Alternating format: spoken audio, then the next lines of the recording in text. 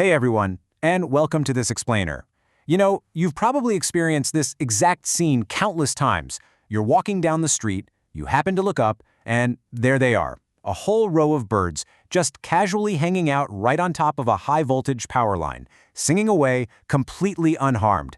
It's such a common sight that we usually just walk right past it without a second thought, but if you actually stop and think about it for just a second, it presents a really fascinating contradiction. I mean, from a very young age, we are constantly warned to stay far, far away from electrical wires, right? We're taught that these lines carry massive amounts of deadly energy. Yet, these birds literally use them as a resting place.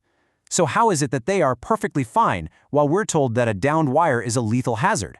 It's a brilliant, everyday physics mystery, hiding right in plain sight. And today, we're going to completely unpack it.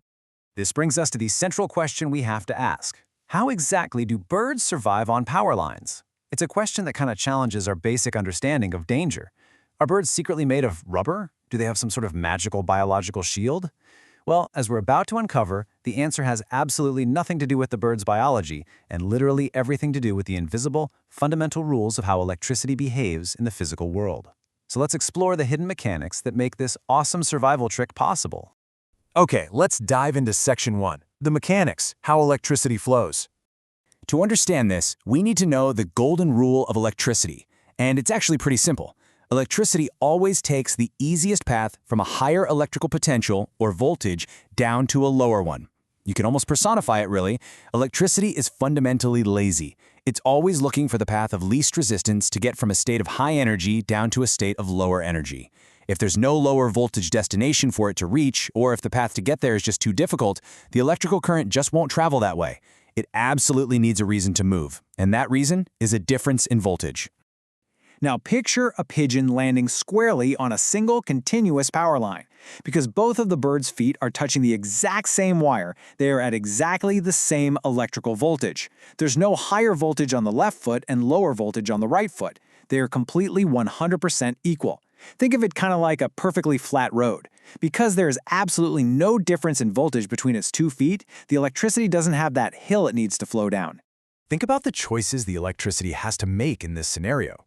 On one hand, you have the bird, and as we just established, it offers zero voltage difference to drive the flow into its body. On the other hand, you have the copper or aluminum wire, which is a highly efficient conductor.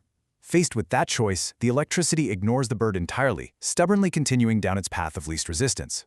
It simply zips along the wire, leaving our pigeon completely undisturbed. Moving on to Section 2, the twist, the danger zone. So our birds look incredibly peaceful up there, right? Seemingly conquering the mighty power of the electrical grid. But here is where things get pretty dangerous. The reality is that these birds are not actually immune to electricity at all. They are, quite unknowingly, playing a very delicate game of physics, balancing right on a razor's edge. And this illusion of total safety, well, it can be shattered in an absolute instant if they make just one wrong move. Here is exactly how that safety net collapses. Say the bird is sitting on its wire, but stretches a wing out and accidentally brushes a neighboring wire that carries a different voltage. Or maybe it touches the grounded wooden power pole. In that split second, the bird bridges a gap between a high voltage and a lower voltage. It has just created that downward hill for the electricity to travel. A new path is instantly forged directly through the bird's body, and the electricity violently takes that easiest path to the new voltage, resulting in instant electrocution. It is an incredibly fine line between life and death up there. 2 feet resting on a single wire means perfect equilibrium. You're totally safe. But touch a second wire or the ground, and a deadly voltage difference is instantly introduced. One tiny brush of a feather literally flips the entire physics equation from safe to fatal. Let's look at Section 3, the human connection, utility workers. Now, we humans have to navigate the exact same electrical dangers that the birds do, and we use the exact same physics to survive them. Utility workers actually utilize very specific tactics based on this science. First off, they use special insulated equipment which helps block the flow of current.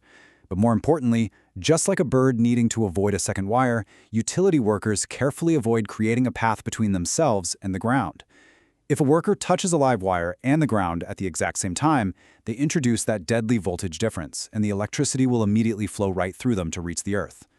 And this brilliantly illustrates the core takeaway here. It's not just the electricity that's dangerous, it's becoming part of the circuit. That quote perfectly captures the whole essence of electrical safety. The electricity flowing through the wire isn't actively trying to jump out and maliciously grab the bird or the utility worker. It's really just minding its own business, following the strict rules of physics. The true danger lies entirely in a living creature accidentally bridging a gap and turning their own body into a pathway. It's all about becoming an active piece of the electrical circuit. So, ultimately, birds aren't immune to electricity. They don't have superpowers. By keeping both feet firmly planted on one single voltage source, they just maintain a perfect electrical equilibrium. They outsmart the deadly current, not by fighting it, but simply by refusing to offer it a better path. Which leaves us with this final thought to ponder. As we've seen in this explainer, survival is all about managing paths and voltages. Birds survive because they don't give the current a reason to flow. So the next time you see a bird chilling on a wire, or a utility crew working high overhead, or honestly, even when you're just plugging something into your wall at home, remember this invisible science. The power is always there, just waiting for a path. The question is, are you giving it a reason to flow through you? Keep that in mind, stay safe, and thank you so much for exploring this fascinating topic with us today.